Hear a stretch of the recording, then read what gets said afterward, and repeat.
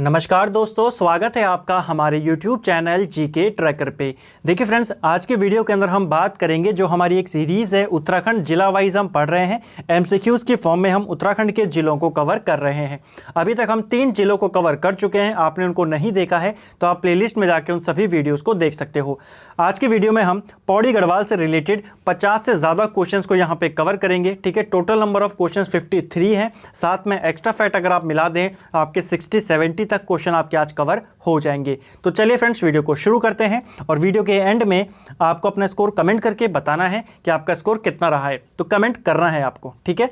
चलिए, आज का पहला प्रश्न है, पौड़ी को हिल स्टेशन कब घोषित किया गया? तो पौड़ी को हिल स्टेशन घोषित किया गया वर्ष 1992 में। यह हमारा सही उत्तर है। दूसरा प्रश्न है, गढ़वाल का प्रवेश द्वार कोटद्वार किस नदी के तट पर बसा है? तो जो कोटद्वार है इसे क्या माना जाता है? इसे गढ़वाल का प्रवेश द्वार माना जाता है और ये बसा है खो नदी के तट पर। ठीक है, और कोटद्वार के ही नज़दीक है कर्णाश्रम जो कि मालिनी नदी के तट पर है। तो इन दोनों में कंफ्यूज मत हो जाना। कोटद्वार किस नदी के तट पर है? तो कोटद्वार खो नदी के तट पर स्थित है। अगला है, निम्न में से किस साहित्यकार का नाम अंतर्राष्ट्रीय बायोग्राफी पुस्तक में अंकित है? तो अंतर्राष्ट्रीय बायोग्राफी किताब के अंदर इनमें से किस साहित्यकार का नाम है यह आपने बताना है। तो सही उत्तर है ऑप्शन सी, भजन सिंह का। ठीक है, तो भजन सिंह का नाम किस में अंकित किया गया है? अंतर्राष्ट्रीय बायोग्राफी पुस्तक में। अगर हम इनकी कुछ प्रमुख रचनाओं की बात करें तो इन्होंने एक प्रमुख किताब लिखी है जो बहुत बार पूछी गई है, आर्यों का आदि निवास मध्य हिमालय। किसकी रचना है? भजन सिंह की है। ठीक है, इसके अलावा वीरवधु देवकी इन्होंने लिखी है और कन्या विक्रय करके एक रचना है इनकी, गढ़वाली लोकोक्तियाँ। किसकी रचना है? भजन सिंह की है। और अमृत वर्षा, प्रेम बंधन, ये सारी रचनाएं किसकी हैं? ये भजन सिंह की है। एक इनकी काफ़ी प्रसिद्ध कविता है सिंहनाद। ठीक है, तो सिंहनाद कविता को भी किसने लिखा है? भजन सिंह ने ही लिखा है। इनका जन्म पौड़ी में होता है 1905 में। चलिए, अगला है, ब्रिटिश गढ़वाल का मुख्यालय किस वर्ष श्रीनगर से पौड़ी स्थानांतरित किया गया? तो ब्रिटिश गढ़वाल का मुख्यालय शुरू में कहाँ था? श्रीनगर, क्योंकि पंवार राजाओं की भी राजधानी कहाँ थी? श्रीनगर। जब 1815 में अंग्रेजों ने यहाँ पर अधिकार किया तो राजधानी उस समय श्रीनगर ही थी, लेकिन 1840 में राजधानी कहाँ चली गई? पौड़ी गढ़वाल में चली गई। ठीक है, पौड़ी में चली गई। अगला है, पौड़ी की सीमा कितने जिलों से लगती है? तो जो पौड़ी है इसकी कुल सीमा अगर हम बात करें तो 7 जिलों से लगती है। उत्तराखंड की अगर हम बात करें, उत्तराखंड में कुल जिले कितने हैं? 13। 7 जिलों से पौड़ी टच करता है, यानी कि 5 जिले ऐसे बचे जिनको पौड़ी टच नहीं करता। तो आप उन 5 का नाम याद रखें, 7 आपको ऑलरेडी याद हो जाएंगे। 5 कौन कौन से हैं? एक है हमारा यूएस नगर, एक है हमारा पिथौरागढ़, ठीक है, एक है उत्तरकाशी, बागेश्वर और चंपावत। इन 5 को छोड़कर बाकी सभी के साथ पौड़ी की सीमा साझा होती है। अगला है, पौड़ी का एकमात्र रेलवे स्टेशन कौन सा है? तो पौड़ी का जो एकमात्र रेलवे स्टेशन है ये स्थित है कोटद्वार में। ठीक है, पौड़ी का एकमात्र रेलवे स्टेशन कौन सा है? कोटद्वार में है। और कई बार पूछा जाता है कि जो कोटद्वार और नजीबाबाद इन दोनों रेलवे स्टेशनों को आपस में कब जोड़ा गया था? तो ये जोड़ा गया था 1897 में। ठीक है, कोटद्वार को नजीबाबाद स्टेशन से कब जोड़ा गया? 1897 में। चलिए, अगला है, किस स्थान पर नयार नदी और गंगा का संगम होता है? तो नयार नदी और गंगा का संगम ये होता है फूलचट्टी नामक जगह पर। ठीक है, तो ब्यास घाटी के फूलचट्टी नामक जगह पर गंगा और नयार नदियों का संगम होता है। ठीक है, नयार नदियाँ 2 नदियों से मिलकर बनी होती है, पूर्वी नयार और पश्चिमी नयार। ये दोनों नदियाँ आपस में ये मिलती हैं सतपुली में। ठीक है, तो पूर्वी और पश्चिमी पूछेगा सतपुली में, और ये दोनों मिलकर गंगा से मिलती हैं ब्यास घाट के फूलचट्टी नामक जगह पर। पहले भी मैंने आपको बताया अगर पर्टिकुलर लोकेशन आ जाए आप पर्टिकुलर को ही टिक करेंगे। ठीक है, अगला है, कर्णाश्रम के निकट कौन सी नदी बहती है? शुरू में ही हमने बात करी, कर्णाश्रम के निकट बहती है मालिनी नदी। ठीक है, तो ये आपको याद रखना है, कर्णाश्रम के निकट कौन सी नदी बहती है? ये बहती है हमारी मालिनी नदी। चलिए, अगला है, कालिदास ने कर्ण आश्रम को क्या कहा था? तो कालिदास ने कर्ण आश्रम के लिए किस शब्द का प्रयोग किया था ये यहाँ पर पूछा जा रहा है। तो उसने कहा था किसलय प्रदेश। ठीक है, कालिदास ने कर्ण आश्रम को क्या कहा? किसले प्रदेश। अगर हम कर्णाश्रम से और कुछ इंपॉर्टेंट प्रश्नों की बात करें, हमने बात करी ये मालिनी नदी के तट पर है, लेकिन कर्णाश्रम जो है यहाँ पर्वत, अगर आपको पूछेगा कौन से पर्वतों के बीच में है, तो हेमकूट और मणिकूट पर्वतों के बीच में स्थित है कर्णाश्रम। इसके अगर हम वर्तमान नाम की बात करें तो कर्णाश्रम का वर्तमान नाम है चौकी घाट। ठीक है, इसका वर्तमान नाम क्या है? चौकी घाट इसको कहा जाता है। कर्णाश्रम के महत्व को, ये कर्णाश्रम को दोबारा से स्थापित करने का जो श्रेय जाता है वो जाता है डॉक्टर संपूर्णानंद को। ठीक है, किसको जाता है? डॉक्टर संपूर्णानंद 1955 में इन्होंने कर्णाश्रम को दोबारा से स्थापित करने का प्रयास किया था। ठीक है, चलिए अगला है गढ़वाल मोटर ऑनर यूनियन की स्थापना कब की गई? तो गढ़वाल मोटर ऑनर यूनियन की स्थापना ये की गई थी वर्ष 1941 में कोटद्वार के अंदर ये स्थापना हुई। इसका मुख्यालय भी कोटद्वार में है और इसके अध्यक्ष बनाए गए थे प्रताप सिंह नेगी। ठीक है, अगला है लैंसडाउन से कर्मभूमि समाचार पत्र का प्रकाशन कब शुरू हुआ? तो लैंसडाउन से जो कर्मभूमि समाचार पत्र था ये कब प्रकाशित किया गया?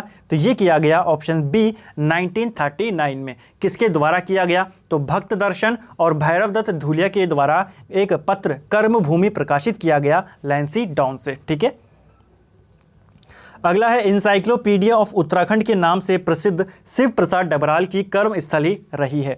तो शिव प्रसाद डबराल को इंसाइक्लोपीडिया ऑफ उत्तराखंड भी कहा जाता है, ये आपको याद करना है। ठीक है, अब इनकी कर्मस्थली कौन सी है? तो कर्मस्थली है इनकी दुगड्डा। अगर हम इनके जन्मस्थली की बात करें तो इनका जन्म पौड़ी में होता है। पौड़ी के गहली गाँव में इनका जन्म होता है 1912 में, लेकिन ये दुगड्डा इंटर कॉलेज जो था उसके प्रधानाचार्य थे। दुगड्डा इनकी कर्मस्थली रही है। ठीक है, इनका एक और उपनाम है, आपने एक उपनाम तो पढ़ा कि इन्हें इंसाइक्लोपीडिया ऑफ उत्तराखंड कहा जाता है, लेकिन इन्हें घुमक्कड़ी शौक के कारण जो इनका नाम है चारण, तो इन्हें चारण उपनाम से भी जाना जाता है। पूछा जाता है उत्तराखंड के किस व्यक्ति को चारण उपनाम से जाना जाता है, तो वो है शिव प्रसाद डबराल। शिव प्रसाद डबराल की तुलना हर्षवर्धन का जो दरबारी था बाणभट्ट, उससे भी की जाती है। तो पूछा जाता है उत्तराखंड का बाणभट्ट किसको कहते हैं? शिव प्रसाद डबराल को ही कहा जाता है।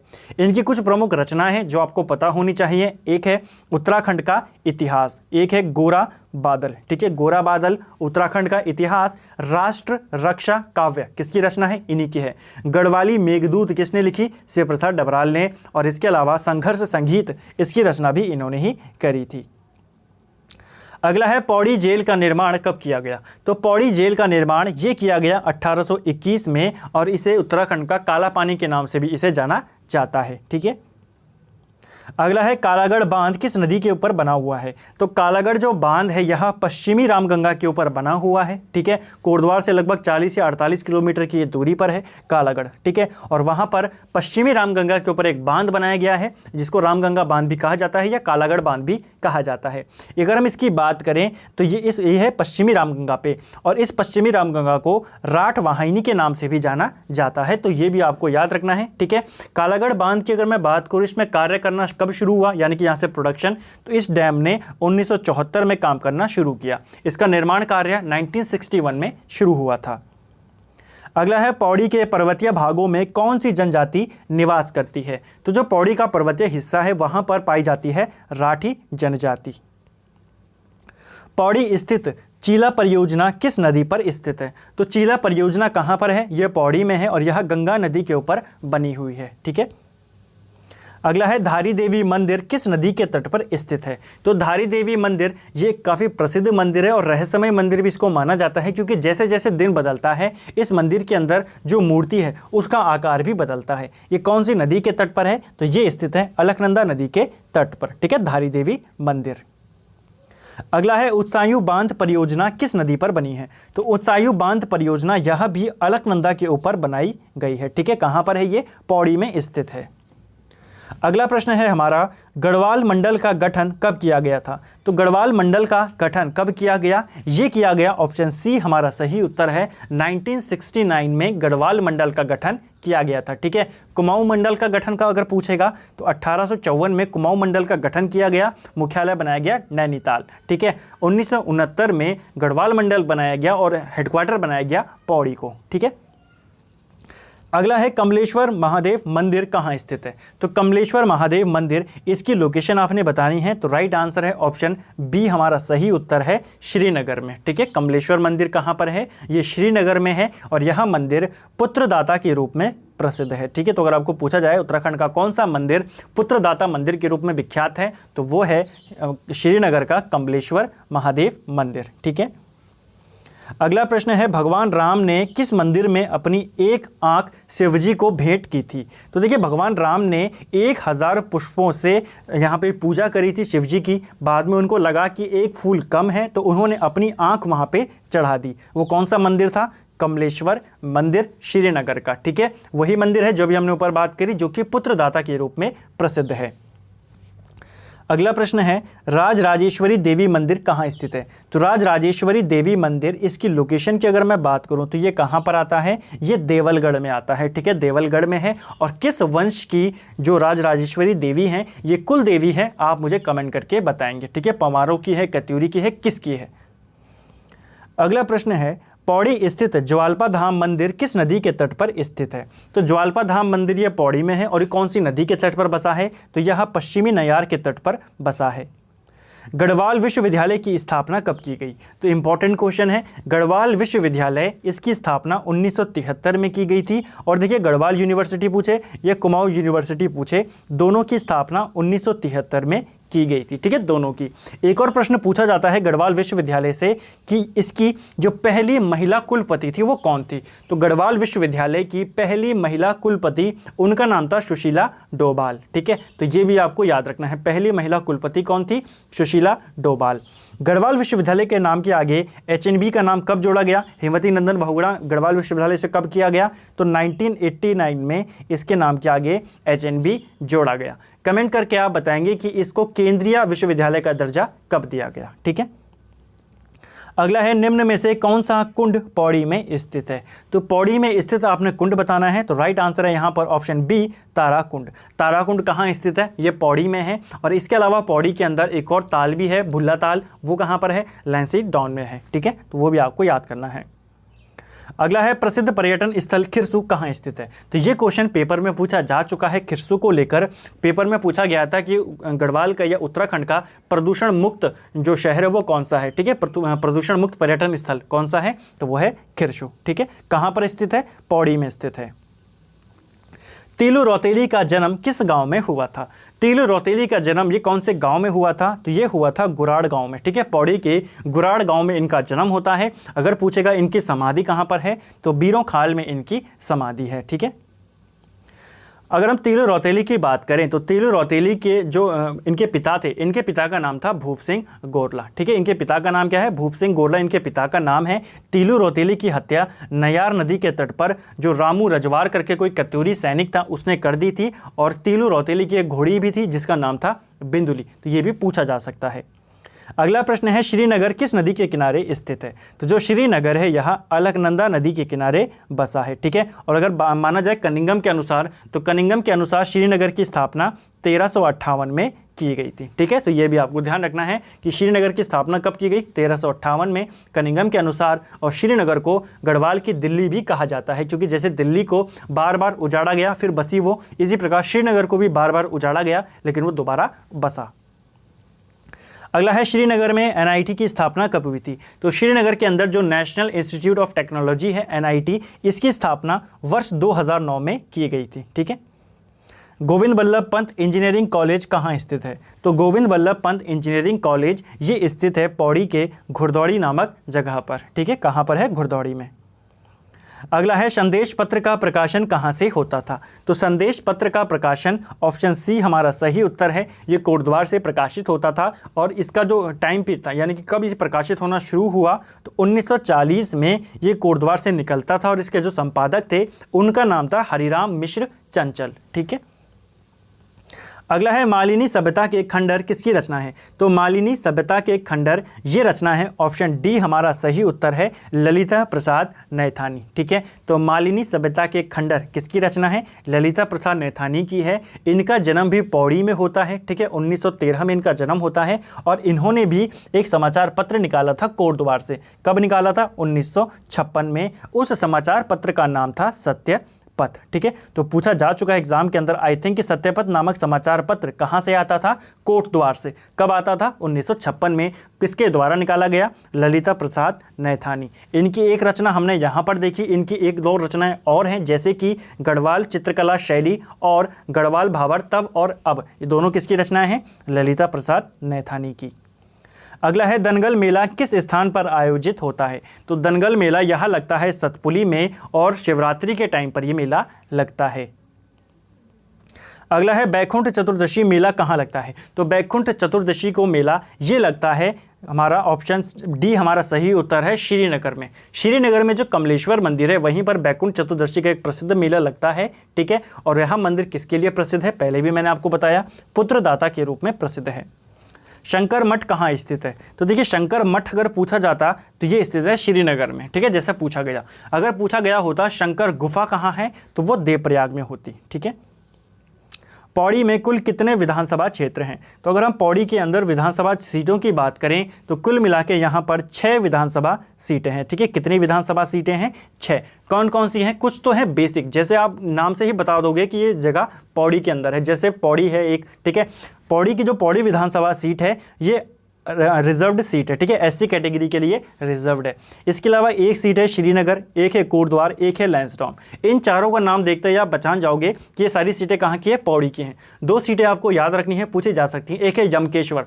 यमकेश्वर विधानसभा क्षेत्र कहाँ आता है? पौड़ी के अंदर, ठीक है, पौड़ी जिले में। और एक है चौबट्टा खाल। चौबट्टा खाल विधानसभा क्षेत्र कहाँ है? ये भी पौड़ी में है। अगला है प्रसिद्ध मौलाराम चित्र संग्रहालय कहाँ स्थित है? तो मौलाराम की जो आर्ट गैलरी है ये कहाँ पर है? तो ये स्थित है ऑप्शन सी, श्रीनगर में ये स्थित है, ठीक है।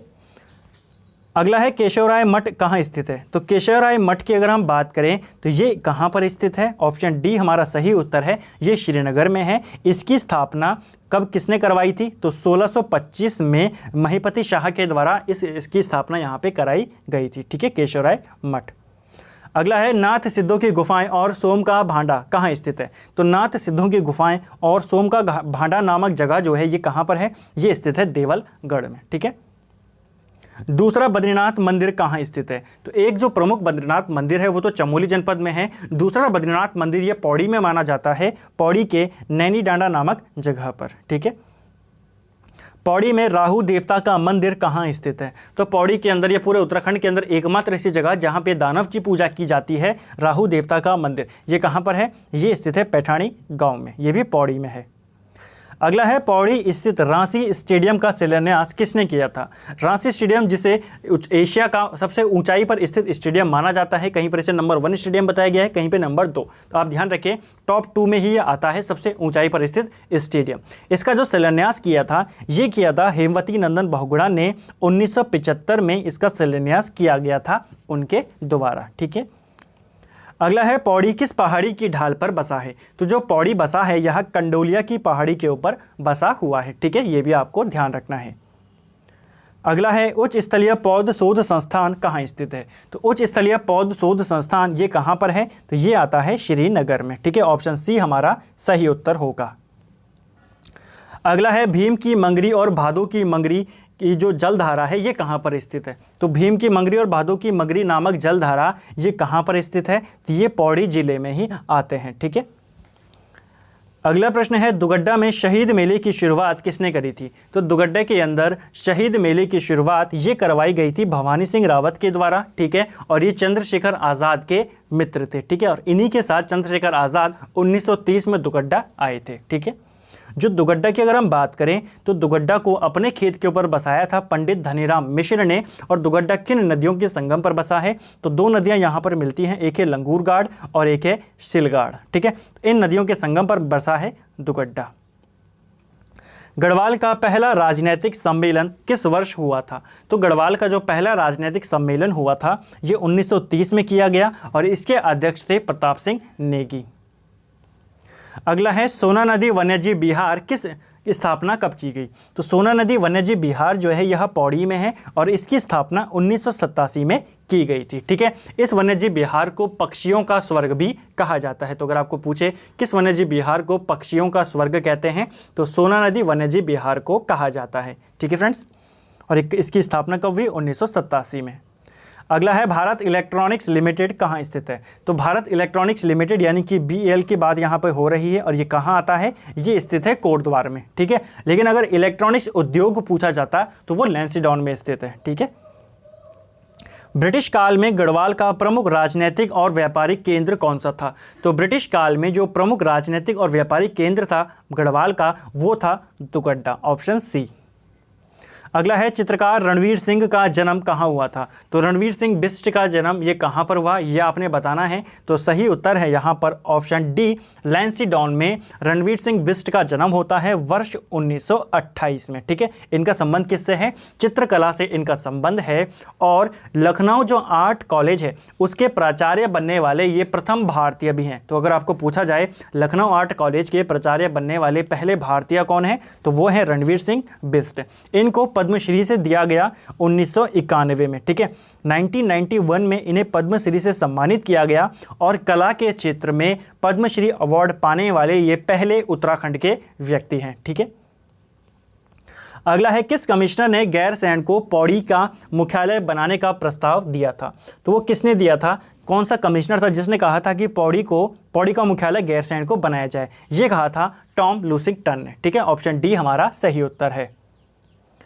अगला प्रश्न है और आज का अंतिम प्रश्न है, निम्न में से कौन पौड़ी जिले में स्थित नहीं है? तो आपने बताना इनमें से दो चीज़ें या ऐसी हैं जो पौड़ी में है, एक ऐसा है जो पौड़ी में नहीं है। तो राइट आंसर है यहाँ पर हमारा ऑप्शन डी हमारा सही उत्तर है। ऑप्शन ए हमारा सही उत्तर है कोटा दून। कोटा दून ये नैनीताल में है, कोटा दून पाती दून दोनों नैनीताल के अंदर हैं। इसके अलावा कोठारी और चौकम ये दोनों दून हमारे पौड़ी गढ़वाल में स्थित हैं, ठीक है फ्रेंड्स। तो फ्रेंड्स ये थे हमारे पौड़ी से रिलेटेड कुछ इंपॉर्टेंट क्वेश्चन जो हमने यहाँ पर देखे। उम्मीद करता हूँ आपको क्वेश्चन अच्छे लगे होंगे। कुछ क्वेश्चन हमारे छूट गए, उनको जब हम पौड़ी का दूसरा पार्ट बनाएंगे तो उसमें उनको कवर करेंगे। जैसे एक परियोजना है दुनाव परियोजना, ये कहाँ पर है? तो ये गाँव बीरोखाल में है, पूर्वी नयार नदी के तट पर, पूर्वी नयार नदी पर इसको बनाया गया है। एक और प्रश्न आपका छूट गया, आप उसको करेक्ट कर लेना या उसको एक्स्ट्रा फैक्ट के साथ नोट कर लेना, जहां पे मैंने आपको बताया कि गढ़वाल का जो हेडक्वार्टर था वो श्रीनगर से पौड़ी लाया गया।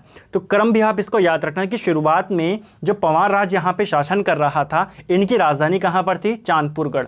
चांदपुरगढ़ से राजधानी देवलगढ़ गई 1512 में। कौन लेकर गया? अजयपाल, ठीक है। फिर देवलगढ़ से राजधानी गई श्रीनगर 1517 में। कौन लेकर गया? अजयपाल, ठीक है। और फिर श्रीनगर से राजधानी कहाँ पर गई या मुख्यालय कहाँ पर गया? पौड़ी में। कौन लेके गए? अंग्रेज लेके गए 1840 में। तो ये क्रम भी आप याद रखें। एक क्वेश्चन आपके लिए है, आपने मुझे कमेंट करके बताना है लैंसडाउन के अंदर अमन सभा का गठन कब किया गया, ठीक है। तो ये आपने मुझे कमेंट करके बताना है, ये आपके लिए प्रश्न है। और साथ ही आपका स्कोर कितना रहा वो भी आपने कमेंट करके बताना है। अगर आपको वीडियो पसंद आया है तो वीडियो को लाइक करें, शेयर करें, चैनल पे नए हैं तो सब्सक्राइब करें। साथ ही आप हमें टेलीग्राम, इंस्टाग्राम, फेसबुक सब जगह पे फॉलो कर सकते हो। Thank you friends.